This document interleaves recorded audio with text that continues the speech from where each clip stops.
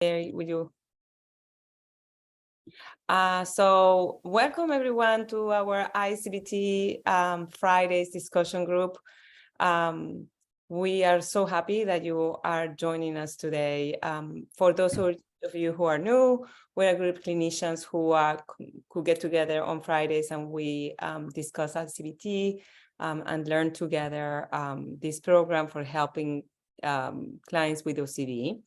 My name is Levene, and I have a private practice in Cranford, New Jersey, and I'm conduct these meetings conjointly with Mary Hashborough and Margaret McVale, and today I will be your facilitator. We are currently running a series of panel discussions focusing on how to deliver different modules of I-CBT to our clients. Our discussion will be focusing on today on module 7. And our presenters will be Lucy Grant, Carl, and Margaret McVale. And we are really so appreciative of they taking the time to do this for us and to learn from them and with them. We will have an opportunity to present questions and discuss the material together. We request that everyone refrain from disclosing client-specific information. This meeting is being recorded and it will be posted for public viewing on the I-CBT website. As you hear the presentations, you can post questions on the chat box. And then we will open up for discussion. Just make sure that if you ask anything or make any comments to refrain from disclosing client-specific information, not to compromise their confidentiality. So without further ado, I think we can start with Lucy. Maybe you can tell us a little bit, the panelists will tell us a little bit about them, and then we'll proceed with the presentation. Thank you very much for doing this for us today. Did I lose you? Okay. Oh, thank you. There I am. So yeah, I appreciate being asked to do this. I love I-CBT, and it wasn't very long after I discovered it that it was all I wanted to do. So a little bit about my background. I am an art therapist. That was my first entry into the therapy world in '99. And then I, after all my training and everything, I'm also a marriage and family therapist. When I was about in my mid-40s, I realized I had OCD. So I went through all my training and I had no idea. My onset was at age 17. So because of that, one of my big interests and passions is educating therapists about OCD. Just so even if people don't want to treat it, they can at least get people to the right treatment. So like a lot of people, I had a lot of different therapy before figuring it out because my nephew has it. So that's the unfortunate thing about our system that we all know about. Anyway, life on the other side is great, as my fellow OCDers know. Anyway, so before I figured out I had OCD, I was more of a process-oriented therapist. And I think because of that, this I-CBT has been much more interesting to me than I had no problem with ERP. I love ERP. It helped me a ton, but I'm more of a process-oriented therapist than a behavioral therapist. So it's been a good match for me. Let's see. Oh yeah. So I started a private practice in January, and it's called Pivot Psychotherapy. And I'm in Minnesota, Minneapolis.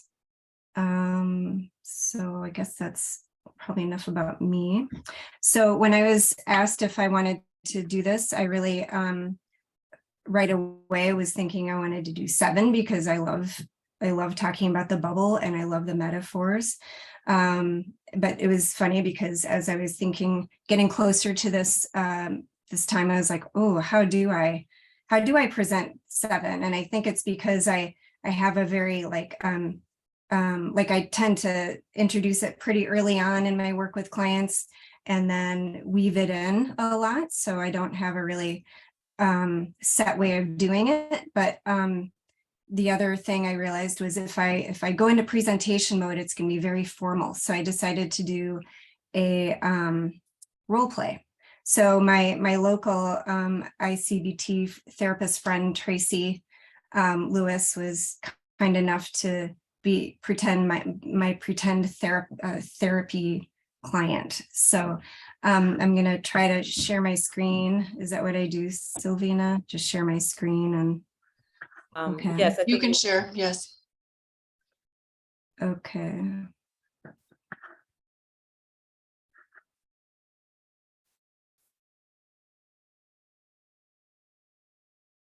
Looks like I have to enter some stuff here, so sorry about this.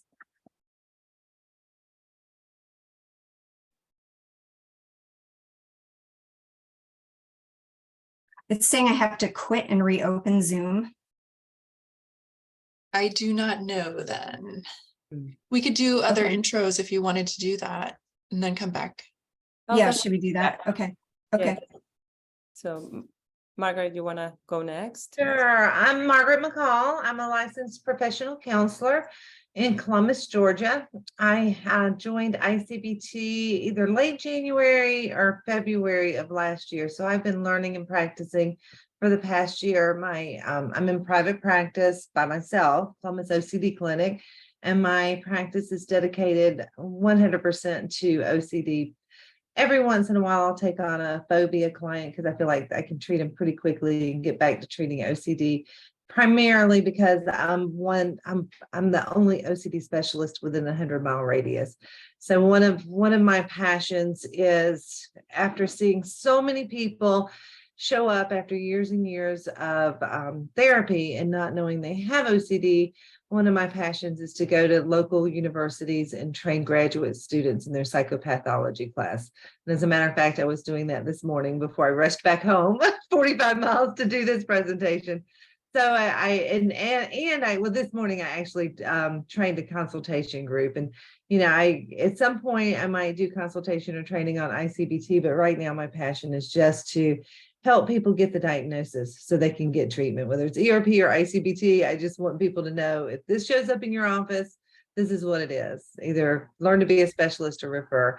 So I think that's enough about me until I present. So Carl? Well, I can wait because it's actually my intro is part of my slideshow. So Lucy, you're back and ready? I can wait. If she's not, I can go first. We can do that just for time. Lucy's back. She's back. I see her. Should I try again, see if it works? And if not, Yeah. then I can do it. Okay. Oh, there we go. All right. Thank you.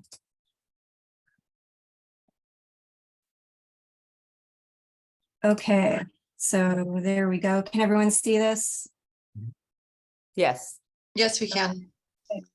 So, so good job with module 6. And should I just call you Tracy? Sure. Okay. Yeah. Okay. It's recorded now. So, so yeah, good job with module 6. And now we're going to talk a little bit more about module 7 for next week, which you can work on. And like I always recommend, if you can work on your homework toward the beginning of the week, and then you can kind of live with the training card stuff during the week, then we can talk about it next week. So I encourage you to do that if you can. Has that been working out okay for you so far? Yeah, I do find it helpful to do right away so that I don't forget to do it.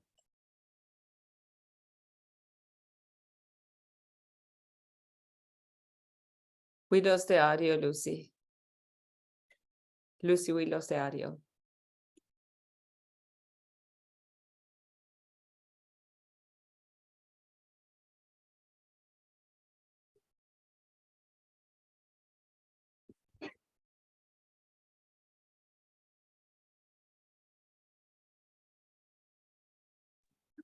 The whole the dynamic at play when we go into like an OCD spin. So I've used the metaphor of the bubble with you, right? Yeah, I often do that right from the beginning because I think it's such a helpful metaphor. You know, any of us who've had OCD, we get what it's like to be in the bubble, right? Yeah, and you've used that, I think you've used that term times when you've come in and described like, oh, I was in, you know, my OCD spin, I was in the bubble, that kind of thing. So with module 7, we're going more deeply into the bubble and really getting to know it, getting to know the feelings that happen when we're in the bubble, and also a little bit more about the lead in to the bubble. So if you remember way back, and we've been doing this here and there with newer themes that we've been looking at or going deeper into a theme, but we did do you remember doing the obsessional doubt sequence? Yeah. Yeah.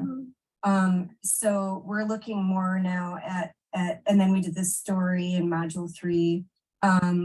Now we're looking at a little bit more in depth about what gets us from our real self to the bubble.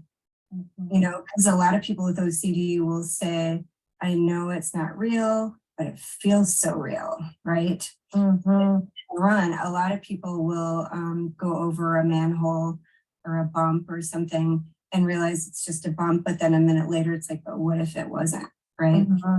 Right. Yeah. And so what we call that in I-CBT is the crossover point. So you might be fine just driving along, right? And then go over a bump. It's like, you know, register that it's a bump, but then it's like, oh, but what if, you know? And you can feel that sensation, right? I think I may have used this term imaginal absorption with you. I don't remember if I've used that with you. So what happens is we can be in the real self, in the here and now, in the present moment, fine, and life is just what it is, mundane, and then hit a bump, and then the what if, and then we're thrust into this like magnetic pull that happens that, you know, draws us into the bubble trying to figure out, but what if it wasn't a manhole cover? You know, what if it wasn't just a bump? What if I hit somebody? And then all those sensations that go with that, we get absorbed in that. And then it's just feels like there I am back in my OCD spin again, right? Yeah. So again, in module 7, we're looking at that crossover point more. Okay, does that feel familiar to you? Yes, it really does. Yeah, especially with your example. I definitely have had that experience. With the hit and run. Yeah. Okay, exactly. Anything else about that feel like familiar or Yeah. or like any sensations you notice with that? Yes, it does. Right away I'm okay, and then it just yeah, it gets worse and worse, that the fear and the feeling with that. Yeah. So yeah, I think, you know, it's when that doubt shows up that I notice the whoosh of the whoosh. And into the bubble, and then into that imaginal absorption. And like some people use this example of like a movie, you know, like a very engrossing movie where you're just, it's like you have blinders on to the rest of the world, you know, and it's like you gotta figure that out, and that ruminative spin, you know, and kind of dissociated from the here and now, and from our real self, and from reality and everything that's around us. Yeah. Yeah. And so ideally we want to catch that at the crossover point, you know, so we don't go to the bubble.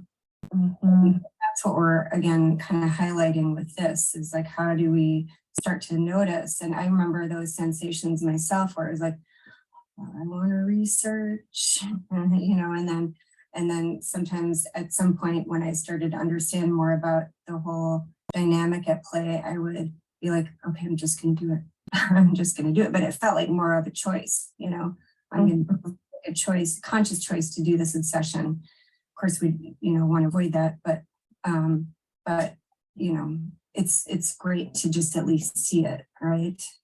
Yeah, and I oftentimes just find myself doing, you know,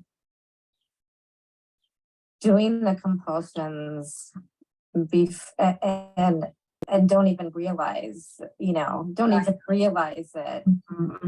I have found it helpful in those first, you know, learning about the doubt and like tracing it back to that. Good, great, okay. And is that tracing it back to the obsessional doubt sequence? Yeah, tracing it back to that first thought, that first doubt. Yeah, good, good. Okay. Let's see, I'm trying to think if there's anything else I should cover before we move on to the end of the appointment. You know, I think the other thing to remember is in module 4, we went over the vulnerable self theme, right? And so ultimately that's what it's all about, right? It's not about even the theme or the topic of the moment. It's about that fear about, you know, doing harm that we talked about. And so that's another thing I think that can be helpful in those moments, is just coming back to the vulnerable self theme and just reminding you this is what it's all about, you know. It's about that fear. So again, with this module, we're doing the best we can to increase more agency over the CD, more choice. Trying to think if there's anything else. Another way that can be helpful to think about this is, you know, with OCD, we have active imaginations, right? Which is great. It's really a great thing to have is an active imagination. We just want to make sure we're not misusing it, you know? And then when we go into the bubble, that's what can happen, is we're misusing our imagination. And then we just get deeper into the bubble when we try to, you know, figure it out from the bubble, because it's not a safe place to try to figure things out. Not productive. Right. We know that, right? Yes. Okay, so is there anything else, any other questions for module 7? No. So what if, so when I'm in the bubble, what if I'm already in the bubble and then like I realize I'm in the bubble, and I'm so far deep, like what do I do then? Yeah, great question. Great question. I think that's a tough one, but you know, if you're in it, I think at any point it's really good to notice, you know, okay, I'm in the bubble. Notice what you're doing that keeps you in the bubble.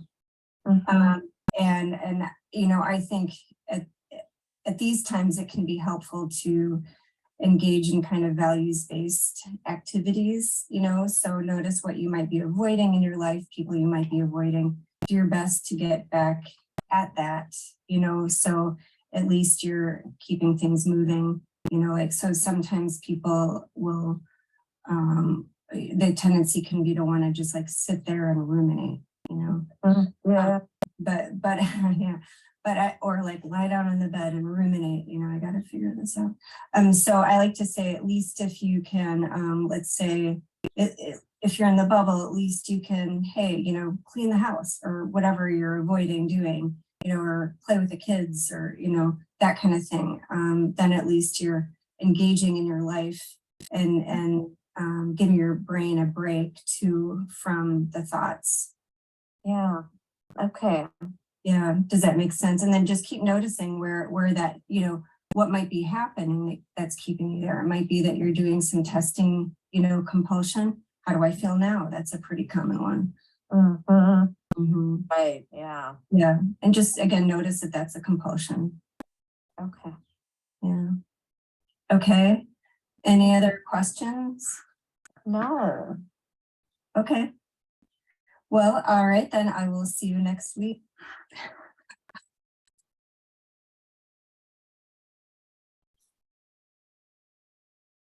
Okay. Can everybody hear me? Yes, thank you, Lucy, for sharing that with us. Yeah, so there were about 5,000 times I wanted to stop and re-record, but I thought I'm just going to keep it natural. I'm just going to go with it as is. But just to highlight some of the things as I was trying to identify the crossover point, and explore, you know, how it feels to dissociate when being in the bubble, being separated from the reality. Yeah, and that, that it sabotages interpersonal contact. Also getting a feel for the experience of being in the bubble. What does this really feel like? Later, they can come back to that. I do share some about my own experience because I feel like that just helps me, helps people, helps us connect, and a lot of people say they find it really helpful to know that they're not alone with this, but also that we're trying to get more of a sense of agency. And also, I think moving around the modules is the other thing I wanted to emphasize here, like kind of going over where we've been so that people can tie it together. So yeah, so thank you, Tracy. And I'm glad that's over. That was really great. It was really useful to have you see how you run the session with the client. When she asked you, what do I do when I'm already in the bubble? And you gave those steps. As notice you're in the bubble, focus on value living. I think Carl posted an answer that I think it was helpful. He says, when you're deep in the bubble, you are dissociated. Explicit grounded exercises can be useful here. Susan asked if that would be like dropping anchor in ACT. I don't know, do you want to comment on that, Carl, a little bit? It's just keep in mind that what is, it's, imaginal absorption, right, is on the other side of the bridge from reality. How do you contact reality? Through your senses and your common sense. So shifting attention back to your senses when you're really gone, when you're really inside the bubble, right? I mean, that's right. That's, I mean, you could say that that's response prevention, but there are times when that could be really, really useful. There's and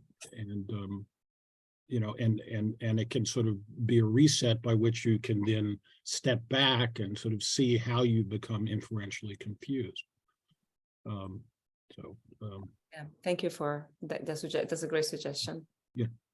I know, Margaret, you've talked about using that with kids, right? Sometimes when kids you work with who are really gone, you'll just have them come back to you, right? Are you talking to me? Did you say Margaret? Yeah. No, I don't work with kids. I work with teens, but I do it with adults. I love for when somebody goes, I mean, I don't love it, but it's a great opportunity when somebody goes in the bubble in the session to bring them back to their senses, bring them, and then they can see it happen, right? In real life. I can see it happen. They can see it happen. And it's very powerful to come back over to the world of reality right there in the session. And that's pretty cool. Yeah. All right. So you want me to go next, Sylvie? Sure. That would be great. Lucy, that was awesome. I'm really, really amazed at your bravery. That is a very brave thing to put yourself out there. Your role playing, your therapy, I think you did great. And I don't want to take up a lot of time because everything I know about, well, not everything, but most of everything I know about the OCD bubble, I learned from Carl. And he's going after me. And so I want to hear more from him. So I'm going to go over my slides. Just tell you, I'm not going to go into imaginal absorption because he's going to cover all of that. I just want to do a few of the things that I do in session that's been helpful, I think, for clients, and made it a little different and interesting in that. But So I created this Canva doc for the presentation. I don't use it in my session, but I might, but I actually had some of my clients help create the Canva doc. So some of the things that, when we get to in the beginning of the module, we ask clients, what does it feel like when, I may or may not have brought up the OCD bubble. And I have clients tell me what it feels like when they're doing compulsions, when they're lost in their imagination, what that feels like. And so I'm looking for different metaphors, things that are relevant to the client. So one of my teens who plays video games said it's like being stuck in a spider web. And I could get that image, like everything's sticky and I just can't get out. So it's just another metaphor for the bubble. And when I work with him, sometimes I'll pivot to between spider web and bubble. You're in the spider web or you're in the bubble. Another kid said it felt like, you're drowning and you don't know which way is up and you end up going further down instead of up, which I thought was a really great metaphor for being in the bubble as well. One of my other clients said it's like a dark cloud descending on you and you can't see yourself out of it. And then the last one, and there are more, but I asked one client, she said, no, it's just like being in a bubble, but I imagine being in a bubble with a dome on top. So like I could see out kind of not clearly, but I can't get out. So I had some fun creating these different things, but I think it's useful to help clients describe how they experience it. And sometimes I use that as well in our treatment. One of the things about Module 7 and Module 8 is I'm constantly going back to it, constantly, because something will come up and we're constantly going back to the bubble and the crossover point. And I'll get to that towards the end.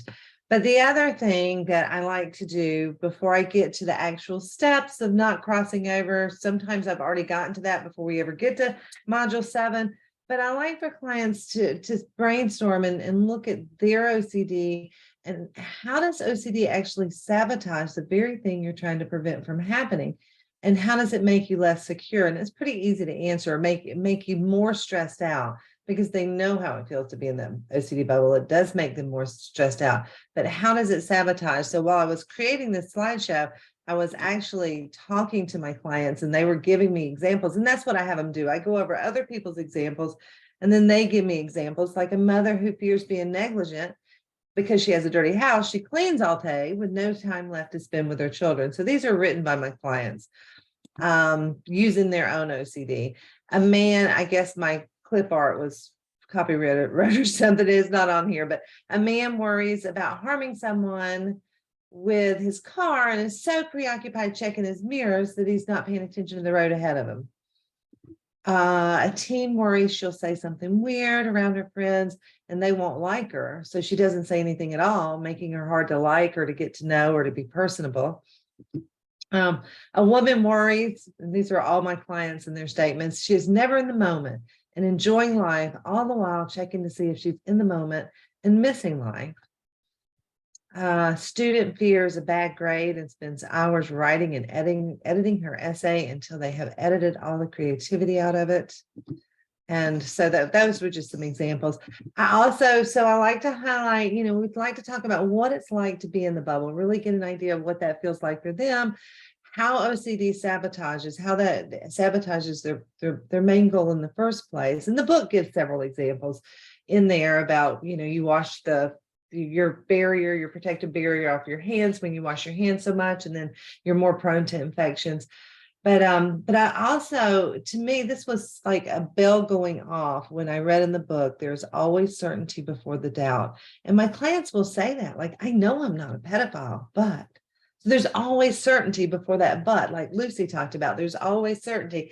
And if their fear is I might be gay, and I'm like, well, you attracted to people? No, I'm not. I'm attracted. You know it already, but what if? And I think that's a really good point to hone in on the certainty before the doubt.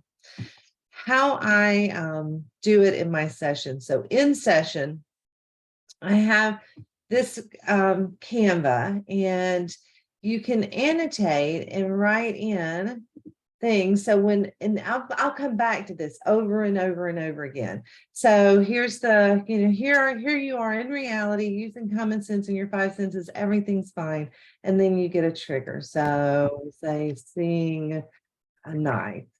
And then, so you can just type this in. And then, so this is just one way you can share stuff and use it in session. Because sometimes it's like, how do you share? How do you do things? And then like, oh, I might stab my mom. And so they're telling me the doubt and the consequence and all of that. And then, you know, we go to the consequence and anxiety and the compulsion. And then we talk about, you know, what to do. You know, in this point, you know, you've got a choice in module 7. You can go over here and you can do your compulsions, but what is reality? And then over here, I have clients start listing me what is reality, because they, most of the time they know I mean, all the time really, they know the reality. And so it's just a way to, before I created this, I would just do stick figures and draw it on my whiteboard, but this is much more easier in time. And so I have them list common sense. And then they have this to take with them along with the modules in the book, and that's their practice for the week. So we go over several different scenarios, several different obsessions in session and practice, coming back into reality. We know what the bubble looks like. We know what our common sense and reality says. So it's a tool to help them. And for some of my clients, by the time we get to this, it's helpful. But what really helped was modules 1 through 4, 1 through 5. But for some of my clients, this is the thing that kind of seals the deal, like being able to have this tool to come out of the bubble or to stay out of the bubble in the first place. So lastly, what I do is at the end, I give them homework, and I always give homework, escape from this, I always give homework in a Google Doc. So I can share again. And it's a shared doc. So whatever they do, I can, during the next session, I'll be able to pull it up and see, you know, the homework that they've done. So it's a shared doc, and I've just got, what are the learning points? Every time after every session, I have them go to I-CBT website and watch the video for that session. So they get, because, you know, learning happens in many ways. And sometimes I might miss something, and the presenter in that have done just awesome jobs.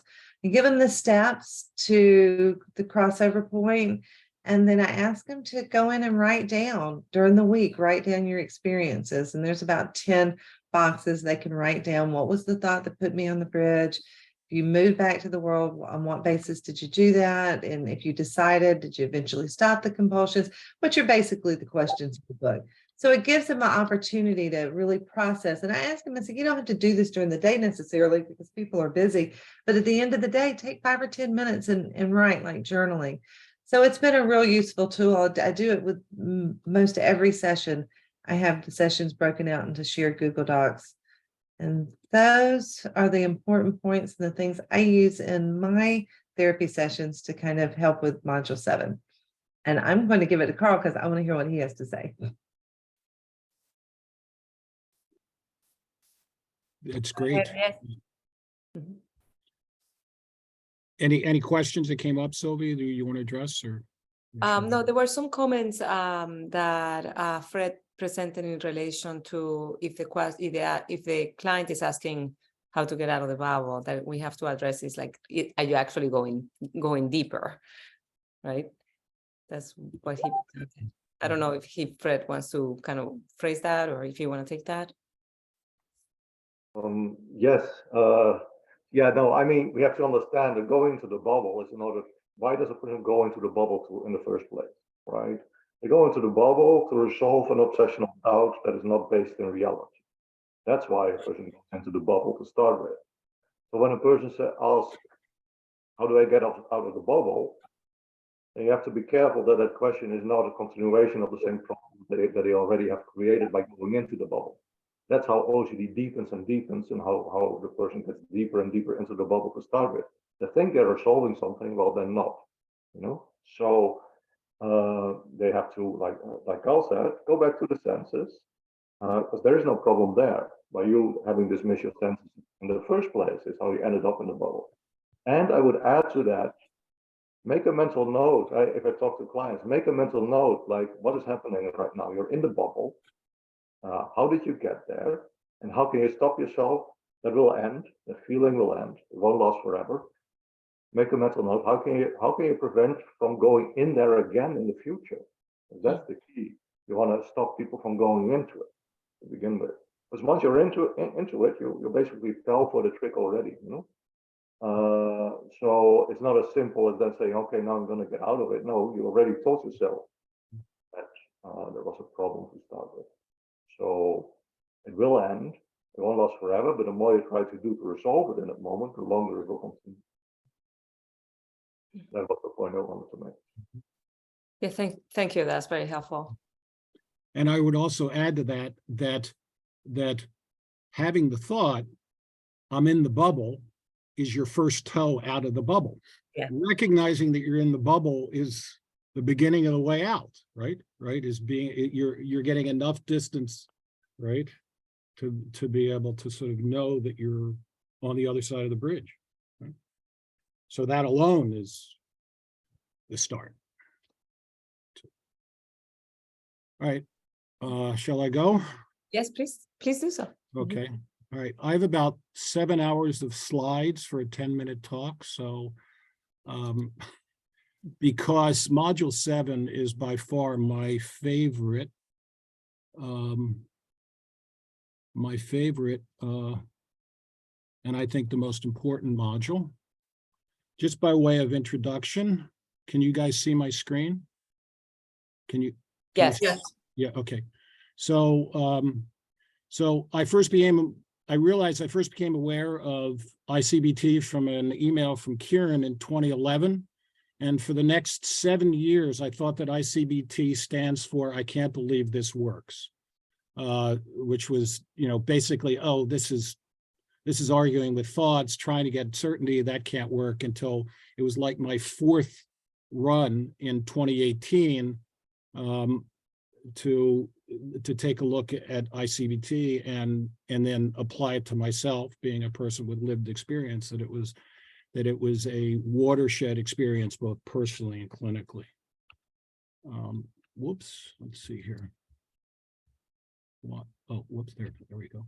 Okay, so just a little bit more about me and my own history is that I was born in the Jurassic period of the history of OCD, which was before cognitive behavioral therapists walked the earth.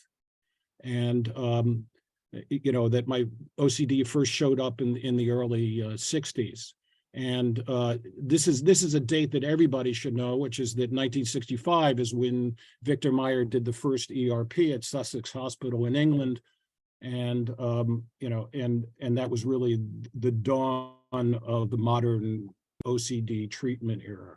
Okay, and then I became a therapist in '84, and then in 2018 found that I-CBT works. All right, just a little bit of appreciation that in the 60s, the gold standard was psychoanalysis, psychotherapy. When I was a kid, I sat in a room with a psychoanalyst, chain smoking, those were the good old days, and playing chess. And that was the way of dealing with my anxiety. So you can understand that some of us old timers cringe when we hear the word gold standard, because there's quite a history there. Okay, so if I had to pick one module to use with a client, it would be module 7. And while it's the 3rd module in the so-called intervention section, module 7 operationalizes much of what we've been identifying and building in the previous 6 modules. And most importantly, confers a sense of agency beyond accepting or diffusing from the obsession, and that we have choices before the urge to compulse or avoid arrives, right? That in the cognitive behavioral model, or in the behavioral model, the choice is whether or not to engage in the compulsion. Well, what's wonderful about I-CBT is that there are choices way before you even get there. This is agency.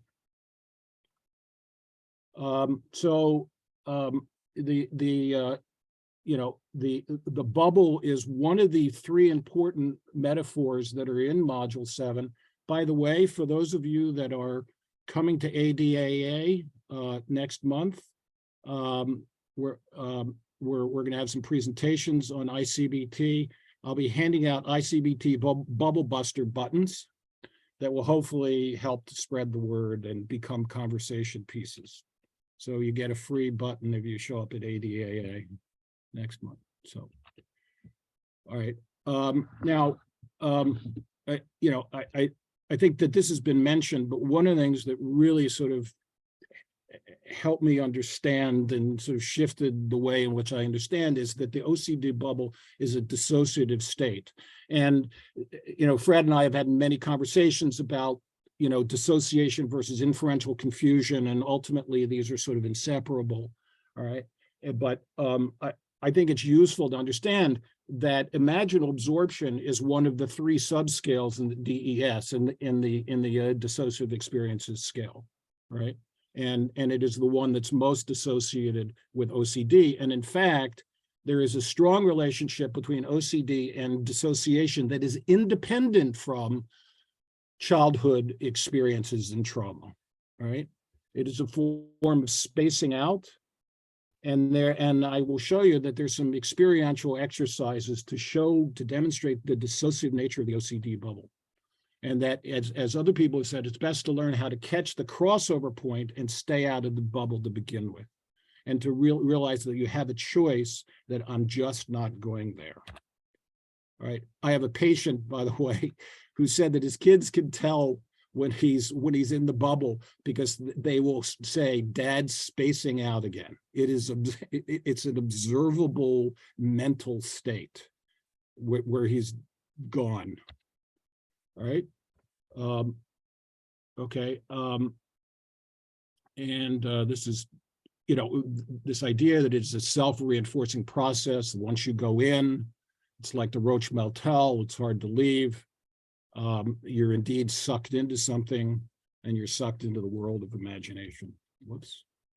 The other 2 important metaphors, and unfortunately this graphic is missing in the newer sheets, but I think this is so important. The notion of the bridge and crossing the bridge from one side to the other, from reality to imagination, from 5 senses to inferential confusion.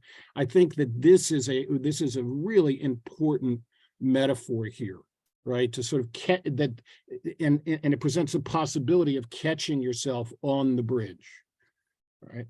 And just to give you an idea, I got permission from a patient to sort of talk about these. There's a health anxiety patient, and this is a text that he sent to me, and he said, "I started going down that path. I started crossing the bridge into my imagination, and I caught myself crossing over." Right? And he was going into some health anxiety obsession. So I think that this notion, and this is this is a graphic that's in the manual that I find is really, really most important. This idea of catching the crossover point, right? The point at which you leave the world of reality and go into the obsession story. And the art and science of I-CBT is catching the crossover point and understanding the choices that you have. All right. So just to give you an idea, some of you have seen me do this before, but here's an experiential exercise. Here are a couple experiential exercises to demonstrate the crossover point. All right. All right. And we're going to manufacture crossing over in this exercise. Here's what I want you to do. I'm going to set my timer for 30 seconds. I want everybody to pick a worry and obsession. And when I say go, I want you to go into the obsession or worry. Ready? Ready? Go.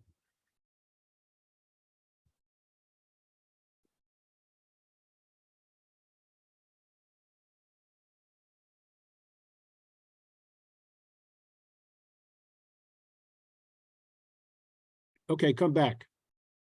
You back? Everybody back? Everybody back? Yeah, I can see. Yeah, Margaret, you're back. I can only see a few people. Sylvia, you're back. All right. Okay. First of all, notice how easy it was to come back. Right? How'd you come back, by the way? What'd you do? What'd you do to come back? switch attention. I looked at your face, Carl. Yeah, you came back to my lovely face, right. You came back to me, right? You came back to, right? And notice how sort of effortless that was, this is not, I'm trying hard to scramble back to the other side of the bridge. It's basically effortless. All right, now you all did what virtually everybody does when they invite them to do this. You actually engage in a particular behavior. What did you do when you crossed over? You actually did something behaviorally. What'd you do? And I'll answer the question. This is the answer. It always happens is that, and you may need to repeat this a couple times, is that you either looked up or looked down. You sort of disconnected from eye contact with me. And why is that? Why do you do that? Because in order to go into the bubble, you need to disconnect from sensory contact with the present moment. Right? And it's very hard to go in the bubble if you are anchored here in reality. Okay, and just to sort of demonstrate this, stare at my nose. All right, now go into the bubble. Much harder, right? Okay, and so actually I've had one person who was able to stare at my nose and go into the bubble, and he was a professional actor, which is interesting because isn't that what actors do, right? Right, they're grounded in the set with the people around them while they're in some imaginary script in their heads.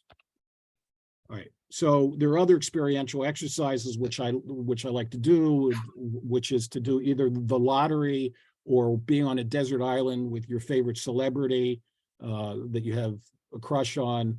And one thing is to, if you can really get immersed in it, you can sort of notice the arousal, and notice also that when you come back, there's nothing to do, right? If you've been on the desert island with your celebrity crush, right, you don't call them for a second date. Or if you've won the lottery, you don't make a down payment on a Mercedes. There's nothing to do. And then the other thing that's sort of that people can really identify with is the movie watching analogy, right? Which I'm not going to go into right now, right? Okay. By the way, here's this patient. Same guy, he's a lovely guy. We have a lot of fun. So he has a fair amount of inferential confusion. He said, I'm questioning as to whether or not my dreams are real or not. Not if they meant something, but if my dreams actually happen. Well, here's inferential confusion with respect to his dreams. And I said, you can't tell the difference between a dream and reality. And I said, if that's the case, then I should call Jennifer Aniston for a second date. And he said, well, you better, because you still have time to make children. I'm 70 years old and child-free, and I point out the kids would be 90 when they graduated from high school. So, I mean, I'm not the kids. I would be 90. Okay, so the important point here is this idea of the crossover point, and the crossover point is a choice point. This is the agency, and there are elements in module 7 that demonstrate behavioral control, cognitive control, and attentional control. All right. Okay. So, for example, in the worksheet it says, do not immediately react with rituals, avoidance, or anything else. This is response prevention. This is abstaining from engaging in the ritual, in the avoidance or the compulsion. But it's not in the service of what we typically would do in behavioral work, which is to habituate or tolerate the distress or whatever. It's learning how to do the cognitive work of seeing how you're getting tricked. All right. And so here's a set which essentially is an attentional exercise. However, look back for the moment into the world of the senses. All right. You can choose which world you move into, right? And again, the futility of moving into the bubble, because all you do is you get more upset. As Kieran says, it's a self-reinforcing process, right? And again, the whole notion of choice, right? Okay, I want to make this point, and this is, and I think, I really want to emphasize this, and I think this is what is so great about I-CBT. And in some ways, I was learning about I-CBT at the same time that I was learning Michael Greenberg's work on rumination, which is that there's a certain passivity that the American OCD community sort of teaches or promotes, either directly or indirectly, right? Which is, and I think that it's easy for patients to get the message that somehow staying out of the bubble is thought suppression or experiential avoidance. That if you interrupt that process, you know, you're avoiding, you're distracting, you're suppressing, and my God, that is not the case, right? You are not obligated to go into the bubble and lean into the uncertainty, tolerate the distress, sit with the anxiety. And in fact, that almost becomes a compulsion. I've seen patients sort of come out of intensive treatment and that's their job in OCD, right? Is to do that in response to crossing over, right? If you're still feeling distressed, this tells you that you're still in the bubble. You're immersed in the story. You're immersed in, you're absorbed in your imagination. That's a signal that you're still inferentially confused or absorbed, right? I know we have 8 minutes. Okay. So this move does not require courage or willingness to experience pain. There is no endurance necessary. I-CBT gives you permission to disengage or to dismiss the story. That is such incredible news for those of us that have, you know, for many patients who have been taught that no, you know, these are intrusive thoughts that you can't do anything about, and you just have to learn how to, you know, not react. That's your choice, right? So when you really grok I-CBT with new and old triggers, there's almost an automatic recognition that you're crossing over, that you're leaving the world of the senses and you're going into a story. And there's a virtually effortless disengagement and dismissal of the narrative process. It is an easy and profound choice of just basically what it looks like when you've done this work and when you've really done this work, it's just simply, you know, I'm just not going there. I'm gonna finish up with something here, which I think is just really cool. I'm a hypocrite because I say don't try to aim for integration, learn the modules before you go for integration. But let me talk about ACT at this point. Everybody knows about the ACT choice point, right?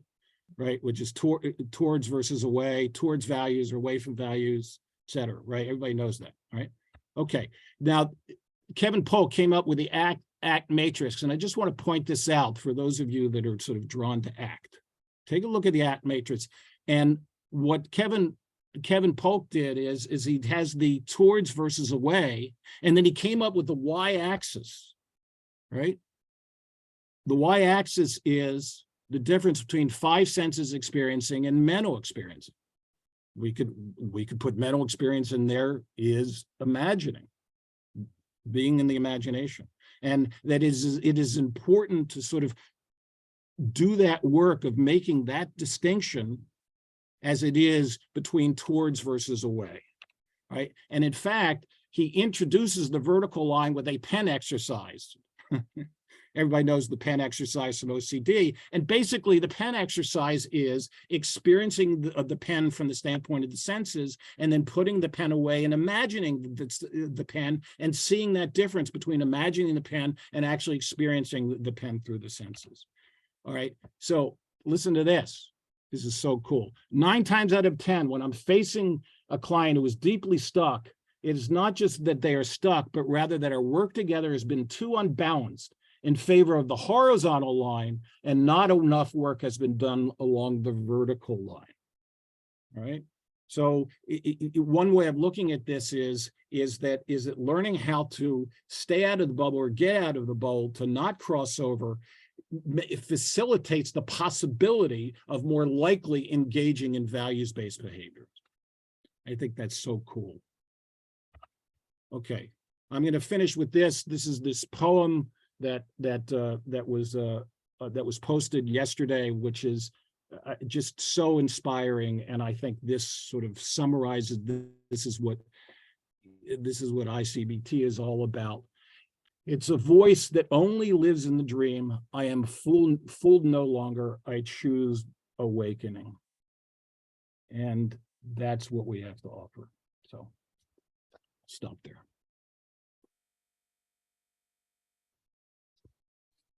Thank you, Carl. That was amazing. Thank you so much for integrating ACT and giving us experiential exercises for dealing with the Bible. I don't know if at this point people want to comment, raise questions. There were some questions in the chat. And then was a question that somebody had. Sylvia, I Mhm. like the question by Elena Raphael at 144. Yeah, I was about to repeat that one. Yeah. Yeah. Like when she says, this isn't on topic, it says, in the judgment, it says that it's never the case, but some clients do feel angry and upset when a violent obsessive thought comes up. I'm mad at mom for normal teenage reasons. Then I get the intrusive harm thought. It never happens. She's saying it never happens might create doubt for those experiences. Am I understanding that right? I think Fred answered to that statement. Like you can be angry at the same time, doesn't mean anything that you're gonna hurt anyone, right? But I don't know, Fred, do you want to elaborate a little further for her? Great presentations, by the way, everyone. Yeah, fantastic. Yeah, no, I mean, that's the typical thing, right? I mean, we are angry sometimes, but it's something different than killing everybody on the street, right? So the obsession itself, the obsessional doubt, is not justified by what is in the here and now, whether those are the senses or what is really happening inside of you. And anger in itself is not justification for whatever the person with OCD may feel or not. So it's not saying that there's no information in the senses, it's just not direct evidence for the particular doubt that the person has and extremely remote from the particular thing they fear. That's the inferential confusion that is happening. That clear? Yeah, it is clear to me. Are there anybody else has any other questions about that? Can I make another comment in general? Oh, Carl, go ahead. Please. Yeah, I want to emphasize a point Fred made, is that just simply coming back to the senses can be seen as response prevention, right? That is not I-CBT, right? It certainly is compatible, but it's not sufficient to do this work.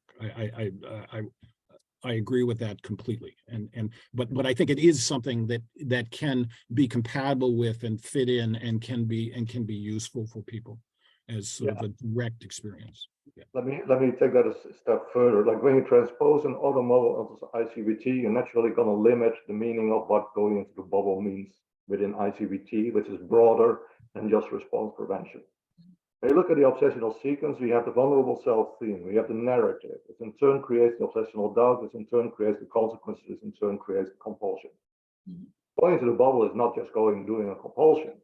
Going into the bubble starts already with going into the vulnerable self theme, going into the narrative, any thought that carries you, anything that has to do with the OCD. It's not just a behavioral affair.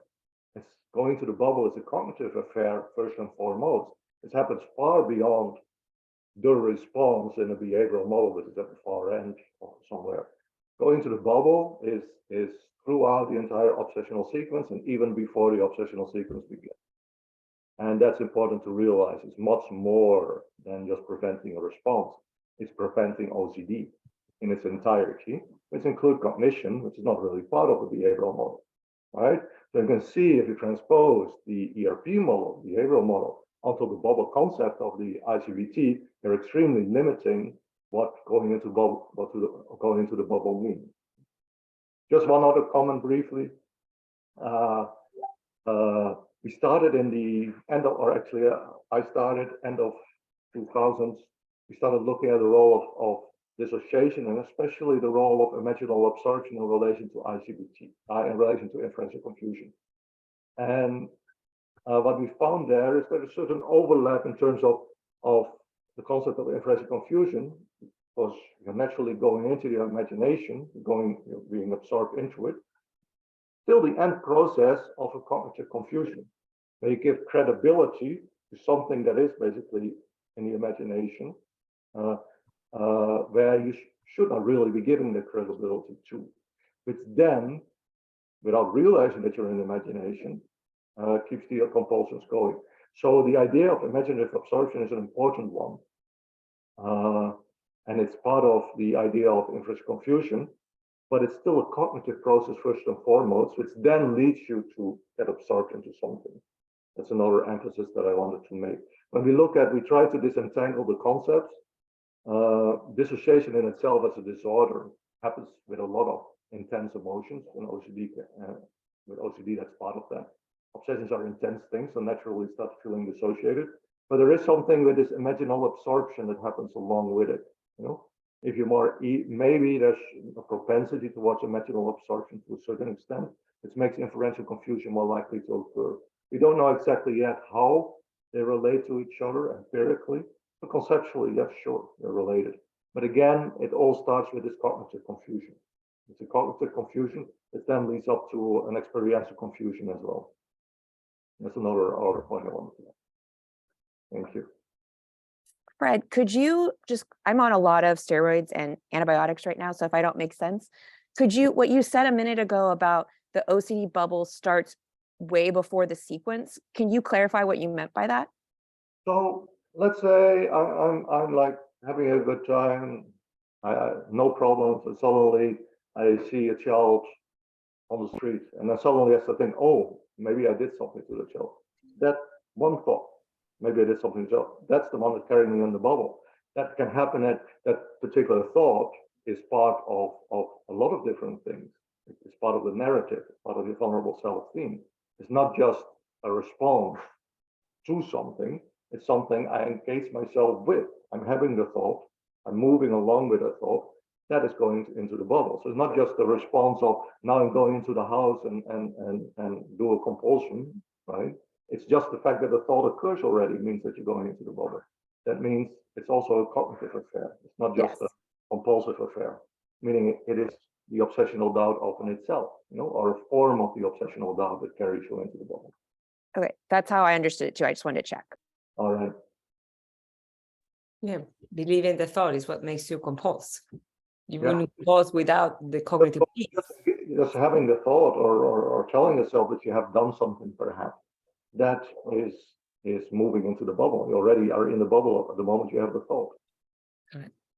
I wonder, and this is a question for all the panelists, if you address the void when you, because this is a good exercise that we discussed today, is exercises to get the patient out of the bubble, but there is this pressing need to go back in it. If you present that, like this may be something that takes you out temporarily, but it's very easy to go back in it.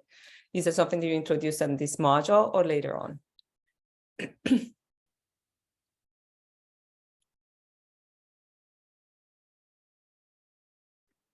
The question was for me or?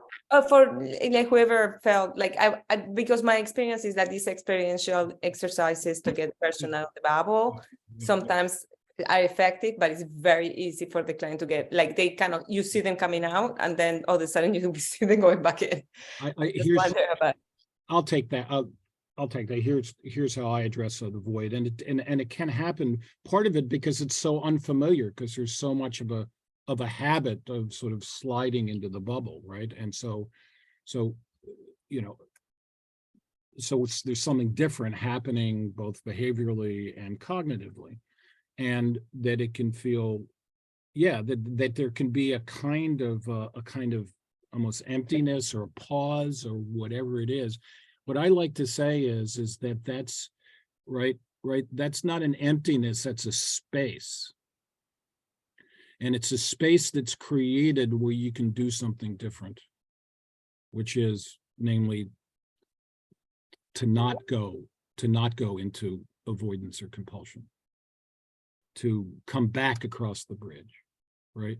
It's that pause.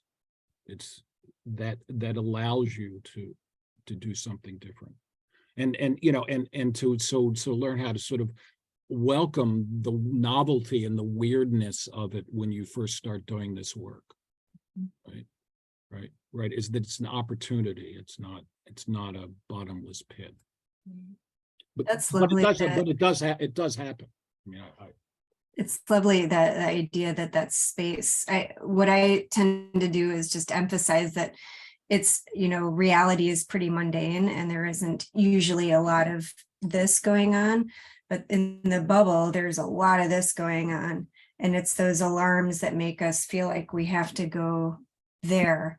But when we're here, it's just kind of like there's not a lot of like intense feelings. So it can feel weird, you know, I guess a different way of saying what Carl is saying, but it feels weird to be there, but that's normal life. So it's just, yeah, getting acclimated to that. You know, and also is that if you've been immersed in the bubble, and I've made this point before, but it's worth saying, is that when you come out of the bubble, when you come out of the bubble back onto the bridge, you will still have residual arousal, both, you know, emotional and physical, right? In the same way that if you've been immersed in a scary movie, when you realize it's just a movie, you know, your body is still digesting or metabolizing, having been immersed in the story. And one of OCD's tricks is to say, oh, if I'm feeling this, then there must be something real or important that I need to pay attention to. I need to go back into the bubble because my body is telling me this, right? And you know, as I like to say, it's, you know, Beckian emotional reasoning on steroids, right? And so I think that there's a psychoeducational piece to be doing that, because I've certainly seen this in patients who will say, well, there must be something to it, otherwise I couldn't possibly feel this way. It isn't possible for my imagination to do this to me. Oh, really? Well, well, let's talk about that. Yeah, I love that idea connected with living the fear. Yeah, right. That's great. Well, I think we are past our time. So that happens when you have a Latin person do the moderations. So always going in different of time. So thank you very much, all of you, for staying here. Our presenters were fabulous, and we learned tremendous amount of information and practical experiences. So thank you again for attending and for being generous with your knowledge.